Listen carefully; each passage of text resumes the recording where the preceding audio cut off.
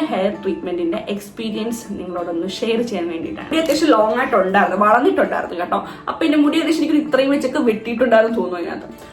അങ്ങനെ അതിനുശേഷം ആ ട്രീറ്റ്മെന്റ് ചെയ്തത് ഒരു 8 months മാത്രമേ ലോങ് ലാസ്റ്റ് ചെയ്തുള്ളൂ. അതുകൊണ്ട് ഞാൻ വിചാരിച്ചു താൽക്കാലികമായി ഞാൻ ഹെയർ ട്രീറ്റ്മെന്റ് സ്റ്റോപ്പ് ചെയ്യാം എന്നൊക്കെ. നമ്മുടെ കയ്യിൽ ബഡ്ജറ്റ് ഉണ്ട് എന്നുണ്ടെങ്കിൽ ഉറപ്പായിട്ടും നിങ്ങൾ ട്രീറ്റ്മെന്റ് ചെയ്യാം, കുഴപ്പമൊന്നുമില്ല ഹെയർ ട്രീറ്റ്മെന്റ് ചെയ്യുന്നത് കൊണ്ട്. കാരണം ആഫ്റ്റർ കെയർ നിങ്ങൾ നല്ല വൃത്തിക്ക് ചെയ്തില്ല എന്നുണ്ടെങ്കിൽ നിങ്ങളുടെ ഹെയർ ഫുൾ ഓഫ് പോവും, ഡാമേജ് ആവും. അതുകൊണ്ട് നിങ്ങൾ ട്രീറ്റ്മെന്റ് ചെയ്യാൻ ഉദ്ദേശിക്കുന്നവരാണെന്നുണ്ടെങ്കിൽ ആഫ്റ്റർ കെയർ എടുക്കാനും നിങ്ങൾ ഓക്കെ ആയിരിക്കണം. അവർക്ക് നിങ്ങൾ നല്ല സലൂൺ നോക്കി തിരഞ്ഞെടുക്കുക. ചുമ്മാ ലോക്കൽ ആയിട്ടുള്ള സലൂണുകളിലോ ഒന്നും പോയി ചെയ്ത് ഹെയർ ഡാമേജ് ആക്കരുത്. കാര്യം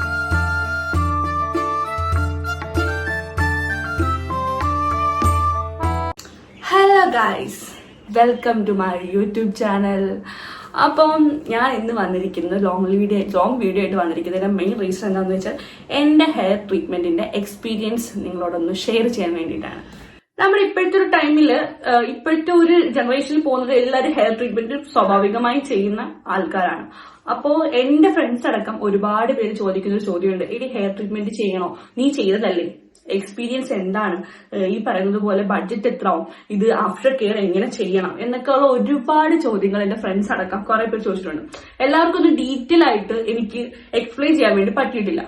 അപ്പൊ ഞാൻ 2 വട്ടമാണ് ഹെയർ ട്രീറ്റ്മെന്റ് ചെയ്തിട്ടുള്ളത്. 2022 ഫസ്റ്റ് ഞാൻ ഹെയർ ട്രീറ്റ്മെന്റ് ചെയ്യുന്നത്. 2022 ഓഗസ്റ്റ് ടൈമിലാണ് ചെയ്യുന്നത്. അന്ന് ഞാൻ ചെയ്തത് ബ്ലോ ഡ്രൈ ആണ്. ഹെയർ ട്രീറ്റ്മെന്റ് ചെയ്യുന്നതിന് മുമ്പുള്ള എന്റെ ഹെയറിന്റെ ഫോട്ടോ ഞാൻ താഴെ കാണിക്കാം. അപ്പം ആ സമയത്തുള്ള എന്റെ ഹെയർ അങ്ങനെയായിരുന്നു. ഒരു കേളി എന്ന് പറയാൻ ഫുൾ ഓഫ് കേളി ഹെയറും അല്ല, ബട്ട് കേളി ഹെയർ ആയിരുന്നു എന്റേത്.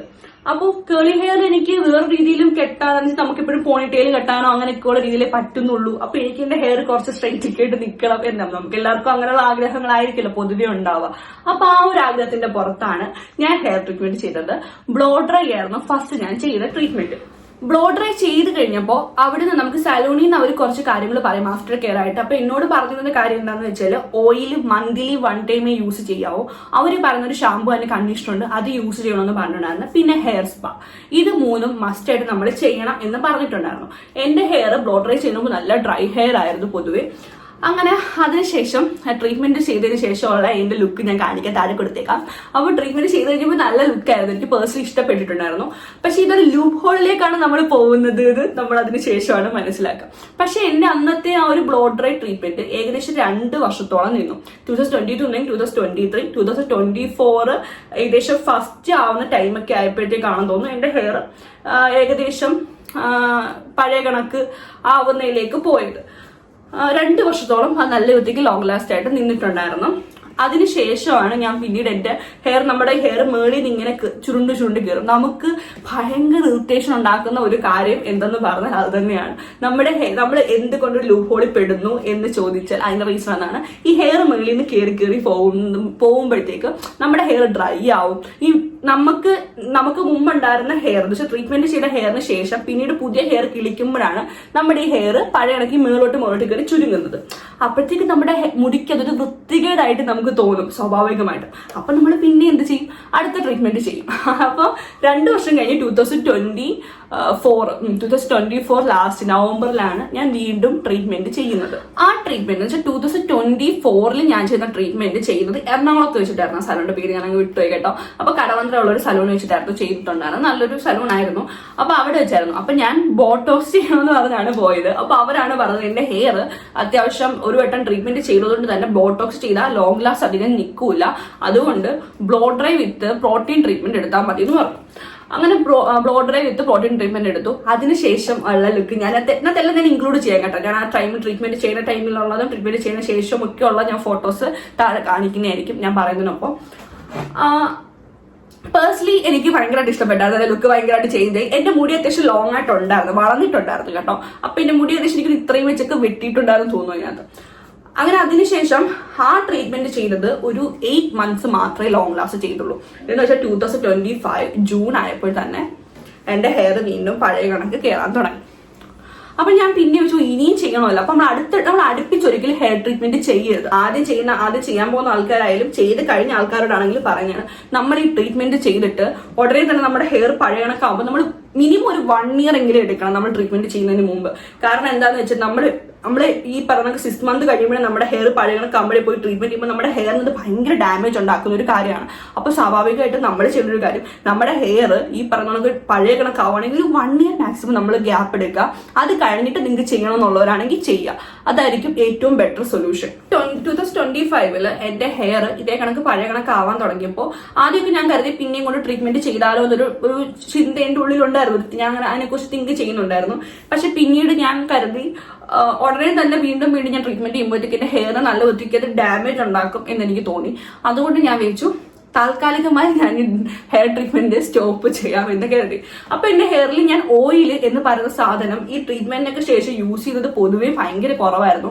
ഹെയർ നല്ല രീതിക്ക് ഡ്രൈ ആവുന്നുണ്ടായിരുന്നു. കൊഴിച്ചിലുണ്ടോ എന്ന് ചോദിച്ചു കഴിഞ്ഞാൽ അത്യാവശ്യം കൊഴിച്ചിൽ നോർമലി ഉണ്ടാകുന്നതൊക്കെ ഉണ്ടായിരുന്നു. പക്ഷേ എന്റെ ഹെയർ പൊട്ടിപ്പോകുന്നത് പോലെ എനിക്ക് തോന്നുന്നുണ്ടായിരുന്നു. മുടി വളരുന്നുണ്ടോ എന്ന് ചോദിച്ചാൽ എന്റെ മുടി വളരുന്നുണ്ട്. പക്ഷെ എനിക്ക് പണ്ട് ഉണ്ടായിരുന്ന ആ ഉള്ള് എന്റെ മുടിക്ക് വരുന്നില്ല എന്ന് എനിക്ക് തോന്നിയിട്ടുണ്ടായിരുന്നു. കാര്യം നീളം വെക്കുന്നുണ്ട്, ബട്ട് ഉള്ള് വെക്കുന്നില്ല എന്ന് എനിക്ക് തോന്നിയിട്ടുണ്ടായിരുന്നു.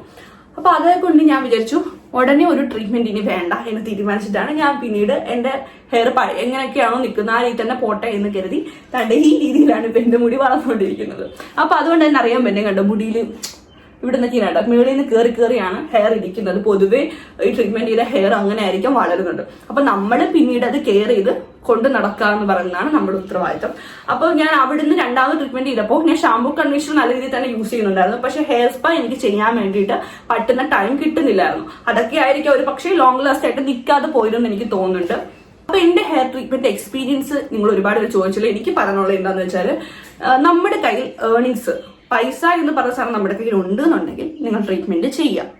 കാരണം ഞാൻ ഫസ്റ്റ് ട്രീറ്റ്മെന്റ് ചെയ്തപ്പോൾ 8,000 rupees ആയിരുന്നു ആയിട്ടുള്ള. സെക്കൻഡ് ചെയ്ത സമയത്ത് 8,500 ആയിരുന്നു ആയെന്ന് എനിക്ക് തോന്നുന്നു.